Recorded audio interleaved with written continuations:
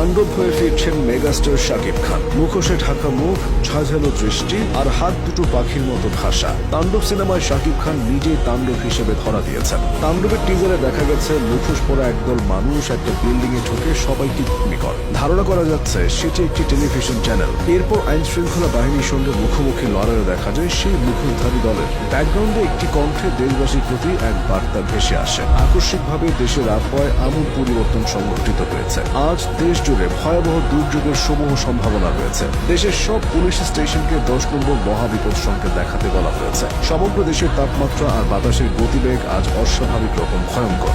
সমগ্র দেশবাসীকে তাই আজ যে যেখানে অবস্থান করছেন সেখানে অবস্থান করতে অনুরোধ জানানো যাচ্ছে। তাণ্ডবে এভাবেই দেওয়া হলো সতর্কবার্তা। তাণ্ডবের টিজারে শাকিব খানকে পাখির মতো দুহাত নাড়তে দেখা গেছে, যা ভয়ের মাত্রা আরো বাড়িয়ে দিয়েছে। একেবারে শেষে জয়া আহসানকেও দেখানো হয়েছে। দীর্ঘদিন পর শাকিব জয়া জুটি বাঁধছেন। পরিচালনায় আছেন রায়হান রাফি। শাকিব রাফি জুটি কখনো ফ্লপ যায়নি। শাকিব ভক্তরা ধারণা করছেন তাণ্ডবে শাকিব খান একজন গ্যাংস্টারের চরিত্রে অভিনয় করবেন, যার প্রতিপক্ষ হিসেবে আছে দেশের আইন শৃঙ্খলা রক্ষাকারী বাহিনী। তাণ্ডব সিনেমায় শাকিব খান তাণ্ডব চালাতে আসছেন তা বলাই যায়। শুধু তাণ্ডব নয়, অ্যাকশন সিনেমা মানেই শাকিব খানের বুনো চরিত্র। এই শাকিব খানই আবার রোমান্টিক দৃশ্যতে নিজেকে 360 ডিগ্রি